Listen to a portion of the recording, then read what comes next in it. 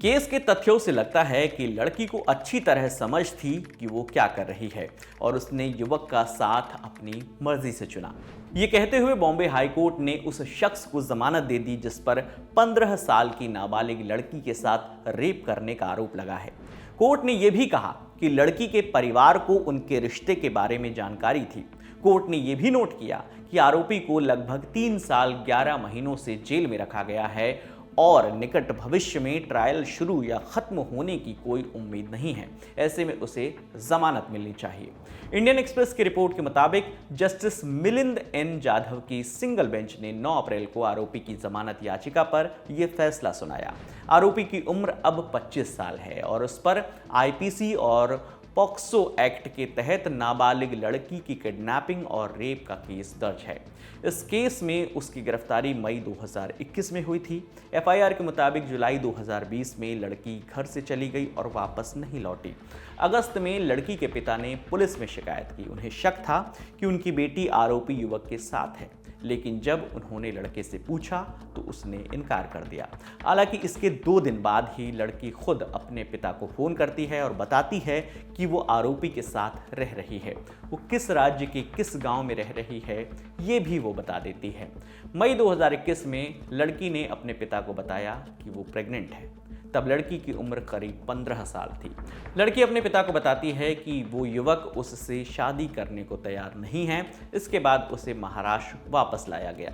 लड़की के बयान के मुताबिक आरोपी से उसकी जान पहचान साल 2019 में हुई थी। उसके मुताबिक 2019 में ही युवक ने अपने प्यार का इजहार भी कर दिया था, जिसे लड़की ने कबूल कर लिया। तब से दोनों अक्सर मिला करते थे, लेकिन उसके माता पिता इस रिश्ते के खिलाफ थे। लड़की ने यह भी कहा कि मार्च 2020 में युवक ने उसके साथ जबरदस्ती की थी। जुलाई 2020 में जब वो महाराष्ट्र के बाहर साथ रह रहे थे तब उसने संबंध बनाए और उसी दौरान वो प्रेग्नेंट हो गई। आरोपी के वकील मतीन कुरैशी ने अदालत को बताया कि लड़की ने अपनी मर्जी से युवक के साथ लगभग 10 महीने तक रहना स्वीकार किया है और इस दौरान उसने कभी भी जबरदस्ती या दबाव की कोई शिकायत नहीं की है। वकील ने यह भी दलील दी कि लड़की के पिता को उसकी लोकेशन पता होने के बावजूद उन्होंने उसे वापस लाने की कोई कोशिश नहीं की। इससे अभियोजन पक्ष की जो कहानी है उस पर सवाल खड़े होते हैं। इसके बाद कोर्ट ने 2 पहलुओं पर गौर किया। पहला, लंबे समय से ट्रायल शुरू नहीं हो रहा और दूसरा, आरोपी अभी तक जेल में बंद है। इन दोनों पहलुओं के आधार पर कोर्ट ने आरोपी को जमानत दे दी। हालांकि यह फैसला महज जमानत याचिका पर है। पूरा केस फिलहाल नहीं सुलझा है। इस केस में बेल देते हुए अदालत ने जो टिप्पणी की है वो बहुत अहम है।